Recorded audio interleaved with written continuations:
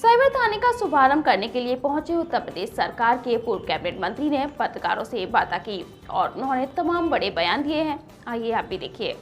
बता दें कि जनपद में स्थापित किए गए नवीन साइबर थाने का शुभारंभ करने के लिए उत्तर प्रदेश सरकार के पूर्व कैबिनेट मंत्री व वर्तमान में भोगांव विधानसभा से विधायक पंडित राम नरेश अग्निहोत्री पहुंचे थे, जो पत्रकारों से रूबरू हुए। उन्होंने सबसे पहले साइबर थाने के शुभारंभ के बारे में बताया। उसके बाद उन्होंने पत्रकारों द्वारा पूछे गए राज्यसभा में क्रॉस वोटिंग पर अखिलेश के कुकुरमुत्ता वाले बयान को लेकर कहा कि विनाश काले विपरीत बुद्धि। जब किसी का विनाश आ जाता है तो उसकी बुद्धि पहले ही भ्रष्ट हो जाती है। पेपर लीक मामले पर भी उन्होंने कहा कि सरकार एक ऐसी व्यवस्था बना रही है जिसमें आज के बाद कभी कोई पेपर लीक नहीं होगा और अगर 10 अभ्यर्थियों का पेपर लीक होगा तो उसका पेपर दोबारा कराया जाएगा। किसी के साथ भी अन्याय नहीं होगा। साथ ही उन्होंने सरकार द्वारा विपक्ष पर आरोप लगाया है कि विपक्ष का काम है आरोप लगाना और वे अपना काम पूरी ईमानदारी से कर रहा है। लोकसभा चुनाव को लेकर उन्होंने कहा कि इस बार 80 में से 80 का नारा है, जिसमें मैनपुरी भी नहीं बचेगी। मैनपुरी में भी भारतीय जनता पार्टी के ही सांसद चुनकर सदन में जाएंगे। उन्होंने बयान देते हुए क्या कुछ कहा, अब जरा यह भी सुनिए। 75 जिलों में साइबर थानों की स्थापना हो चुकी है, पूरे 75 जिलों में, और पुलिस के इंफ्रास्ट्रक्चर को बढ़ाने के लिए सरकार ने हजारों करोड़ रुपया दिया है। कैसे पुलिस का आधुनिकीकरण किया जाए, नवीनीकरण और क्राइम को रोका जाए। अब चूँकि नया पैटर्न है,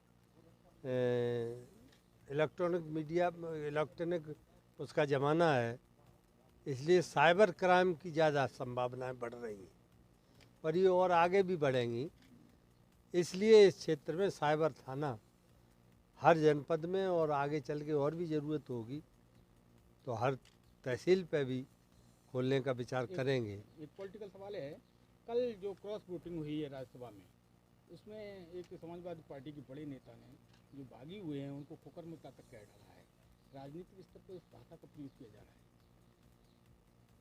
जब कहा जाता है ना कि विनाश काले विपरीत बुद्धि, जब विनाश काल आता है तो बुद्धि भी विपरीत हो जाती है।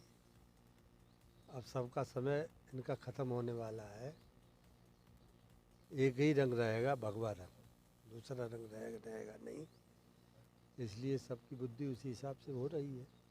आपकी सरकार जब पेपर आते हैं किसी नौकरियों के, तो पेपर लीक हो जाते हैं लगभग हर 2017, 18, 19 और 21 और 22। अभी 22-23 में तो 24-23 में यारों का हुआ। अभी जो भर्ती हुई पुलिस की उसमें भी हो गए। क्या सरकार इसमें क्यों नहीं कंट्रोल कर पा रही है? इसके लिए फुल प्रूफ व्यवस्था बनाई जा रही है और अब आगे से कोई पेपर लीक नहीं होगा, ऐसी व्यवस्था सरकार कर रही, सिस्टम ऐसा बना रही है। और जब भी कोई भी 10 लोगों तक का भी अगर पेपर लीक होगा तो उसे हम दोबारा कराएंगे। किसी भी तरह की बेईमानी, किसी भी तरह की अनियमितता, किसी भी तरह की गड़बड़ी ये सरकार बर्दाश्त नहीं करेगी, चाहे कितनी ही बार पेपर कराना पड़े। विपक्ष आरोप लगा रहा है सरकार में भर्तियों को भरना ही नहीं चाह रही, कि इस तरह को रोकना चाह रही है। विपक्ष का तो काम है आरोप लगाना, लेकिन इतनी नौकरियां अब आगे आने वाली हैं, इतने बेरोजगार नौजवानों को रोजगार मिलने वाला है, जिससे रोजगारी की समस्या पर काफ़ी कुछ लगाम लगाया जा सके। समाजवादी पार्टी का मैनपुरी गढ़ रहा है। 1967 से लेकर अब तक समाजवादी पार्टी की विचारधारा से जुड़े हुए लोग यहाँ से सांसद बनते रहे। कभी एक बार कांग्रेस भी बनी है 84 में, लेकिन भारतीय जनता पार्टी ने कभी यहाँ खाता नहीं खोल पाया, कोई सांसद नहीं हो पाया। 67 से पहले बने होंगे। तो इस बार आपकी पार्टी क्या रणनीति करने जा रही है? इस बार तो 80 में 80 का नारा है, तो मैनपुरी भी नहीं बचेगी उसमें। तो क्या रणनीति होगी? रणनीति बताई नहीं जाती, इम्प्लीमेंट करी जाती है। 80 में 80 का मतलब मैनपुरी भी उसमें सम्मिलित है, उसको भी हम भारी बहुमत से विजयी होंगे।